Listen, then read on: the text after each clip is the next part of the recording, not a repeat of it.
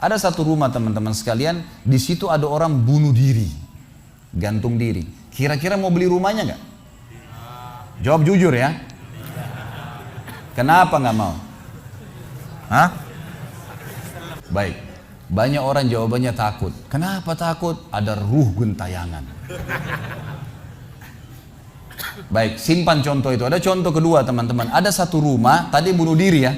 Sekarang satu rumah dibunuh oleh perampok. Mau beli rumahnya nggak? Sama juga. Masya Allah cuma 3 orang yang jawab, yang lain berani semua. Nggak mau juga beli. Kenapa? Takut. Ada ruh gentayangan. Teman-teman sekalian, ambil dari saya malam ini dengan izin Allah. Ini ilmu dari wahyu, bukan dari saya. Tidak ada ruh gentayangan. Nggak ada ceritanya dalam Islam kuburan terbuka pocongnya keluar. Nggak ada itu. Nggak ada tangan dari kloset tarik-tarik orang. Itu semua dusta. Dusta. Perusakan akidah dari media-media syaitan. Sinetronnya, filmnya, segala macam. Manusia bisa berubah jadi singa lah, bisa beginilah, macam-macam. Dusta. Dusta. Nggak ada dalam Islam. Nggak ada. Dari mana dalilnya? Nggak ada ruh gentayangan. Baik, dengarkan hadisnya. Hadis yang mulia. Hadis riwayat Bukhari. Kata Nabi SAW, kalau orang fasik, siapa tadi fasik? Muslim yang masih berbuat maksiat. Teman-teman hati-hati. Jangan kena mengandalkan sudah syahadat kemudian bebas berbuat dosa. Hati-hati. Fasik dan orang kafir proses matinya sama. Kata Nabi SAW, orang fasik dan orang kafir akan datang kepadanya 3 malaikat. 2 malaikat azab di kiri kanannya, 1 malaikat maut dibunuh-bunuh kepalanya yang berkata, hai jiwa yang busuk, keluar kepada kemurkaan Tuhanmu. Maka ruhnya berantakan di tubuhnya, tidak berani keluar. Lalu malaikat maut menariknya dengan keras. Ibaratnya seperti bulu domba yang dibasahkan, dililitkan di pohon berduri, lalu ditarik dengan keras sehingga berantakan bulu domba itu. Keluar, belum sesaat keluar ditangkap oleh malaikat azab, dibungkus dengan kain kafan dari neraka, dibawa. Baru langit pertama nggak dibukain pintu oleh para malaikat. Lalu malaikat langit berkata, siapa ruh ini? Sungguh buruk ruh ini. Kenapa? Kata Nabi SAW, karena ruh itu mengeluarkan bau yang lebih busuk daripada bau bangkai. Wa na'udzubillah. Lalu malaikat azab membawa mengatakan, ini ruhnya Fulan bin Fulan. Ya. Orang yang disebutkan nama paling buruk di dunia. Lalu terdengar suara dari langit. Allah berkata, catatkan hambaku ini termasuk penghuni neraka. Di sana kembalikan dia di dunia, di sana saya ciptakan, di sana pula saya akan bangkitkan. Di antara ruhnya bersamaan pengantarnya mengantar jenazahnya. Begitu masuk dan 3 langkah, ya. Orang-orang mengantarnya lewat, malaikat datang mendudukkan dia mengatakan siapa Tuhanmu, siapa nabimu, apa kitabmu. Walaupun muslim, rekam baik-baik ini. Ya. Lahir dalam keadaan Islam, sesekali sholat, fasik, masih banyak masih tidak tobat sebelum meninggal, sama. Jawabannya kata Nabi SAW dengan orang kafir, innama aqulu kama kana yaqulun nas. Saya nggak tahu, saya cuma ikut-ikut dulu orang bilang apa, nggak bisa jawab. Lalu kemudian dibukakan baginya pintu surga, dayang-dayang, permadani, istana, pemandangan yang luar biasa, gitu kan? Maka dia kagum, kata malaikat, lihat dari apa kau haramkan dirimu. Dulu kau bisa masuk sini, tapi kau tidak mau, ditutup, dibuka pintu neraka, azab, siksaan, orang dipotong, teriak-teriak kesakitan. Lalu dia ketakutan, kata malaikat, ini tempat kau selamanya, kau tidak akan bisa lari. Maka dia berdoa mengatakan, ya Allah jangan kau cepatkan waktu karena aku tidak ingin masuk ke dalam nerakaku.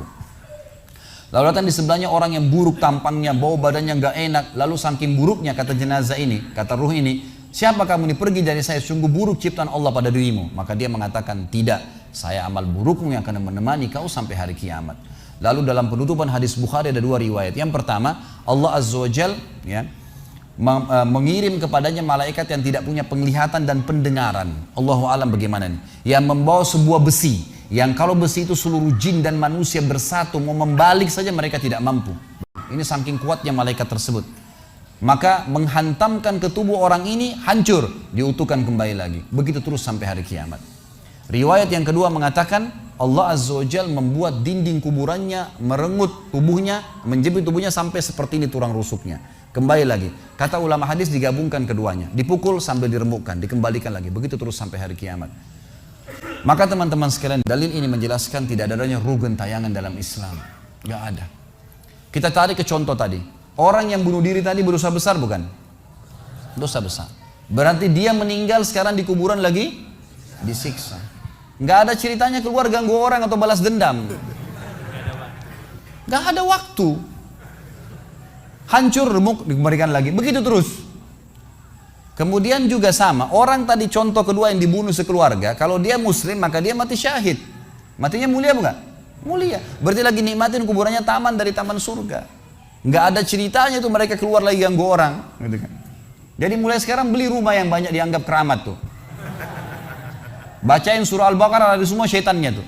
Harus yakin dengan sabda Nabi SAW, rumah yang dibaca surah Al-Baqarah tidak akan masuk syaitan. Nggak ada. Takut semua syaitannya. Baik, kita tutup dengan kata-kata saya teman-teman sekalian. Lalu dari mana kalau saya beli rumah saya pernah dengar suara bayi di atas rumah, atap rumah saya. Saya pernah dengar suara cangkul di belakang rumah, pintu bunyi sendiri, gitu kan.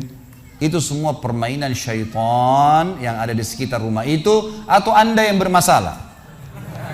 Harus diruqyah. Dibacain ayat, ada sihirnya tuh, mungkin pernah mandi dulu ilmu kebal, mungkin pernah ini, mungkin pernah bersemedi, apalah macam-macam yang khurafat ini, maka dia harus diruqyah. Jadi harus diobatin. Baik, begini contohnya, kalau kita lagi lewatin tadi rumah yang orang ada bunuh diri, ini kalau ada setan di sini marah dengan saya, tapi saya nggak peduli. Emang dia musuh kita. A'udzubillahi minasyaitonirrajim, gitu kan. Allah hancurin mereka, gitu kan. Yang jelas teman-teman sekalian, kalau kita lewat di rumah yang ada orang bunuh diri, gitu kan. Misal pagarnya 10 meter, begitu kita jalan 1 meter pertama, semua setan itu ngerumunin kita tuh. Tuh yang bunuh diri itu perempuan, matanya belalak, rambutnya panjang, keluar darah dari hidungnya. Terus dibisikin. Orang yang takut, manusia yang takut, maka pada saat dia balik ke tempat yang tadi setan bisikin dia itu, dia lihat betul nanti perempuan tuh. Karena dia takut, jadi dia bisa lihat. Yang takut saja bisa lihat, yang tidak takut tidak bakal lihat. Makanya kalau ada temannya jalan di sebelah nggak takut, tanya, kau lihat nggak? Dia bilang nggak. Kalau dia bayangkan nenek-nenek, dia lihat nenek-nenek temannya. Permainan syaitan. Maka orang beriman mustahil melihat yang seperti itu. Gak ada ceritanya. Atau dasarnya orang itu kena sihir tadi. Maka bisa melihat penampakan karena ada syaitan yang mengganggu dia. Dan dia dasarnya membuka diri untuk itu. Makanya harus ruqyah, obat. Tapi yang jelas itu semua permainan syaitan, teman-teman sekalian. Dan inilah poin pertama, pintu pertama untuk takut kepada Allah Subhanahu wa taala. Artinya semua selain Allah dalam makhluk jangan pernah takut dengan mereka. Syaitan pun yang biasa dianggap menakutkan bagi manusia itu dusta semua.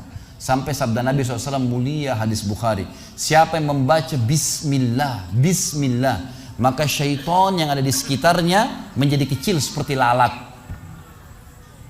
Jadi orang yang gambarkan syaitan besar itu tidak benar semua. Kata Nabi SAW dalam hadis Bukhari yang lain, siapa yang mau masuk ke rumahnya lalu dia baca Assalamualaikum, salam warahmatullahi wabarakatuh, syaitan di sekitar rumahnya berkata kepada teman-temannya, tidak ada tempat nginap buat kalian malam ini. Salam saja sudah jadi benteng, nggak bisa masuk. Kalau dia makan dengan baca Bismillah, ya, dia baca Bismillah, maka syaitan berkata lagi sama teman-temannya, tidak ada makan malam buat kalian malam ini. Nggak bisa cuy. Dan syaitan tidak bisa membuka dan menembus tembok atau pintu manusia. Dusta semua itu tembus tembok, tembus pintu, dusta. Karena Nabi SAW yang bilang, syaitan tidak bisa membuka kembali pintu ditutup oleh manusia. Syaitan tidak bisa membalikkan ya, panci yang sudah ditutup oleh manusia. Maka padamkanlah lampu kalian, tutuplah panci-panci kalian. Karena syaitan bisa menunggangi makhluk yang lain. Sebagai penutup hadis Nabi SAW, pernah ada seorang sahabat membawa tikus ditangkap malam hari. Pada saat ditangkap tikus tersebut, lalu sahabatnya tidak bunuh, dipegang sama dia, dibawa ke masjid. Dia bilang, ya Rasulullah, ini tadi ya, saya tangkap di rumah saya apain hewan ini? Boleh saya bunuh atau enggak? Kata Nabi SAW, jadi tikus itu sambil ditahan oleh sahabat. Kebetulan Nabi SAW punya tikar yang dipakai sholat, di sebelahnya ada lilin kecil, minyak dengan api gitu kan. Lalu tikus ini sementara Nabi SAW bicara sama sahabat, lepas, menyentuh ya, lilin Nabi SAW, lalu tumpah minyaknya di sejadah, di tikarnya Nabi, terbakar. Kata Nabi SAW, sesungguhnya hewan ini fasiqah, fuaisiqah, buruk, boleh dibunuh gitu kan. Dan syaitan menunggangi hewan seperti ini untuk membakar rumah-rumah kalian. Tapi mereka tidak bisa membakar langsung. Mereka cuma bisa menggunakan hewan yang kebetulan lewat dan seterusnya. Seperti misalnya syaitan bisa menggoda manusia lain untuk mengganggu kita gitu kan. Tapi untuk dia langsung tidak ada ceritanya. Itu semua tidak benar teman-teman sekalian.